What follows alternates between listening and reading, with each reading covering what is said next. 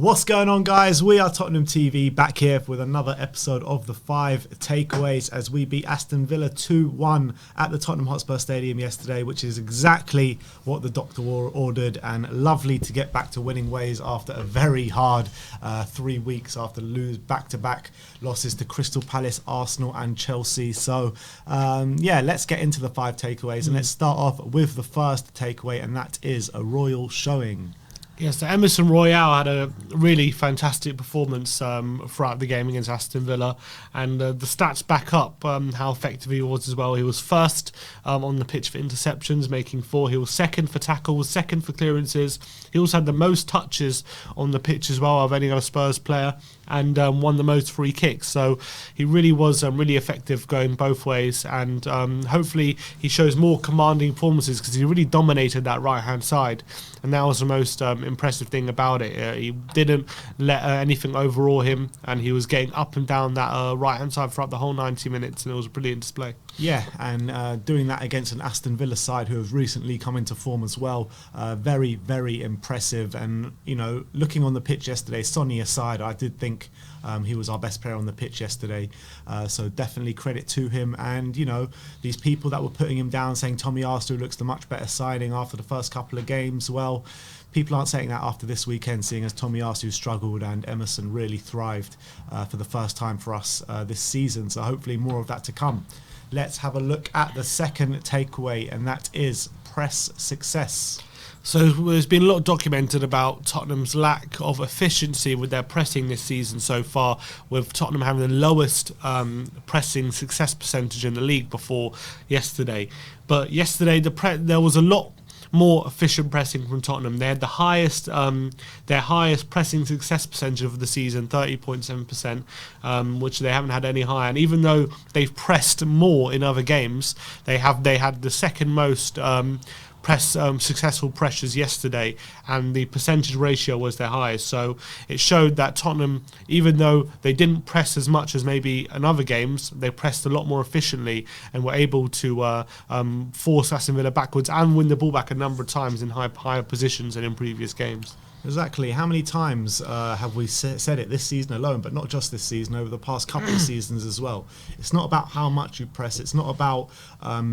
it's about how you press as a team, how you hunt in smartly. Packs, you know what I mean? Not just one player, Lucas Moura, running to the ball with no backing up. Not just Harry Kane running to the ball with no backing up. You need to, as my brother said, press smartly, press as a system, press as packs, hunt in packs, instead of just doing it all individually. And that's exactly what we did yesterday. And also Aston Villa actually, that was their highest amount of presses they've done in a season this season so far against Tottenham. So it showed Tottenham also efficiently breaking Villa's press more often than Villa have had that against them this season. Even against Man United, they pressed really well, but they pressed us more, but we were able to combat that. As we move over to our third takeaway, which is Sonny Delight. Yeah, what a brilliant display it was from him and Son.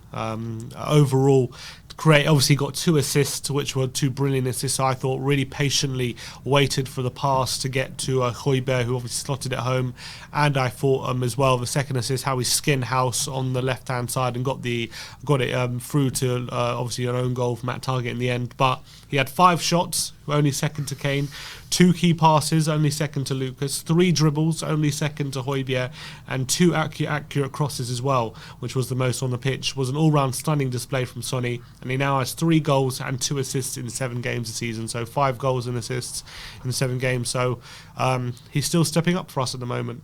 Yeah, definitely. And I believe, I'm not sure if this stat's completely right, but I believe it's about 16 goal contributions in his last 15 games, something like that. So absolutely astonishing from Heung-min Son, because I believe before this game it was 14 and 15. So I think now it's 16 in 16 actually. 16 is, no. 14 and 15, so it'll be 16 and 16, yeah. Yeah, well, that's my maths for you. But look, I think that definitely astonishing from Heung-min Son.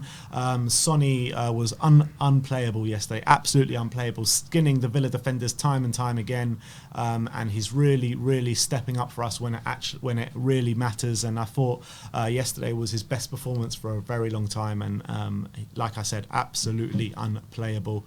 But let's move over to the fourth takeaway, and that is balanced Spurs. So Spurs yesterday seemed to definitely have a much more balance to their side, and that appeared from what you could see on the pitch, you know, creating a lot more chances and conceding fewer. And actually, if you look at the stats as well, when you look at the shot creative actions, that was our highest amount in any game this season for Tottenham's shot creative actions. 33 shot creative actions we had yesterday, which is 12 more than we've had in any other game, which was very good.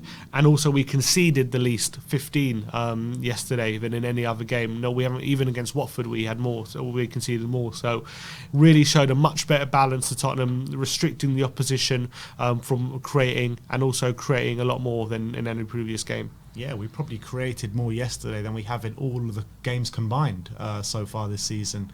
I'm not sure if the stats back that up, but definitely what it feels like anyway. And yeah, it's definitely a step in the right direction for Tottenham, definitely a step in the right direction for Nuno, and let's hope we can carry this blueprint forward and kind of work on it and keep getting better and better.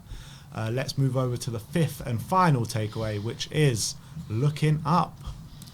Yeah, Spurs now up to 8th on 12 points, which is actually more points than we had in Poch's first 2 seasons after 7 games, interestingly enough. But Spurs actually, look, after 3 losses and 3 wins in the first 6, you know, and 3 consecutive defeats, things are looking very perilous. But 12 points after 7 games isn't a terrible return.